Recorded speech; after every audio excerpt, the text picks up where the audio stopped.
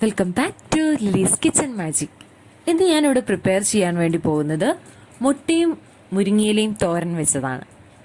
അതിനുവേണ്ടി വേണ്ട ഇൻഗ്രീഡിയൻസ് എന്തൊക്കെയാണെന്ന് നോക്കാം. ഫസ്റ്റ് മുരിങ്ങയില, മുട്ട, മഞ്ഞൾപ്പൊടി, കടുക്, തേങ്ങ, പച്ചമുളക്, ഉള്ളി ചെറുതായിട്ട് അരിഞ്ഞു വെച്ചിരിക്കുന്നത്, ഉപ്പ്. ഇത്രയും ചേരുവകളാണ് നമുക്കിതിനായിട്ട് ആവശ്യമായിട്ടുള്ളത്.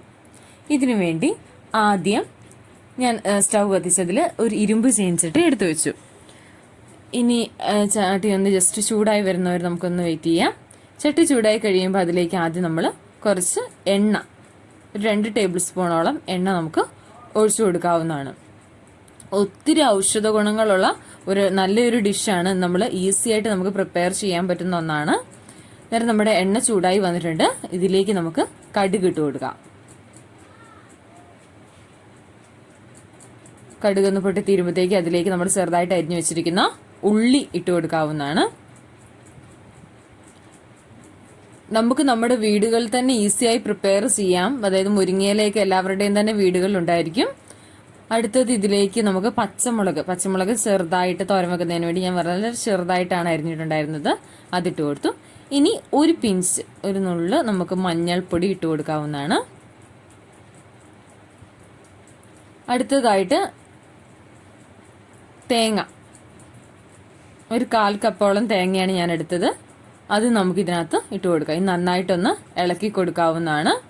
ഇനി അടുത്ത് നമ്മൾ ഇടുന്നത് ഇതിലെ മെയിൻ ഇൻഗ്രീഡിയൻസ് ആയിട്ടുള്ള മുരിങ്ങയില നന്നായിട്ട് കഴുകി അതിലെ അഴുക്കെല്ലാം കളഞ്ഞ് നല്ല ക്ലീൻ ആക്കി വെച്ചിരിക്കുന്നതാണ്. നേരെ ഈ മുരിങ്ങയിലയും നമുക്ക് ഇട്ടിട്ട് നന്നായിട്ടൊന്ന് ഇളക്കി കൊടുക്കാവുന്നതാണ്.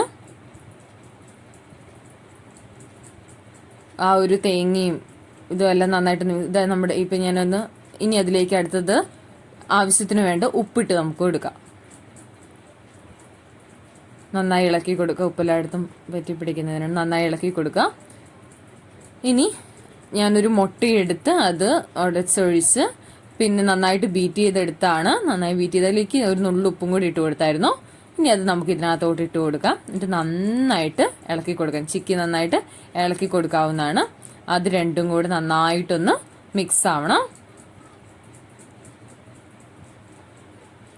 എല്ലാ ഭാഗത്തും എത്തുന്നതിന് നന്നായിട്ട് നല്ല ഇതായിട്ട് ഇളക്കി കൊടുക്കുക.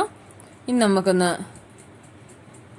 ഒരു 2 മിനിറ്റ്, കാരണം ഈ മുരിങ്ങയിലേക്കൊന്നും അധികം വേവിൻ്റെ ആവശ്യമില്ല, പെട്ടെന്ന് വെന്ത് കിട്ടും. നേരം നമ്മുടെ നല്ല വളരെ ടേസ്റ്റി ആയിട്ടുള്ള മുരിങ്ങയില തോരൻ ഇവിടെ റെഡി ആയിട്ടുണ്ട്. അതുപോലെ നിങ്ങൾ എല്ലാവരും എൻ്റെ ചാനൽ സബ്സ്ക്രൈബ് ചെയ്യണം. മറ്റൊരു വീഡിയോയുമായി വീണ്ടും കാണാം.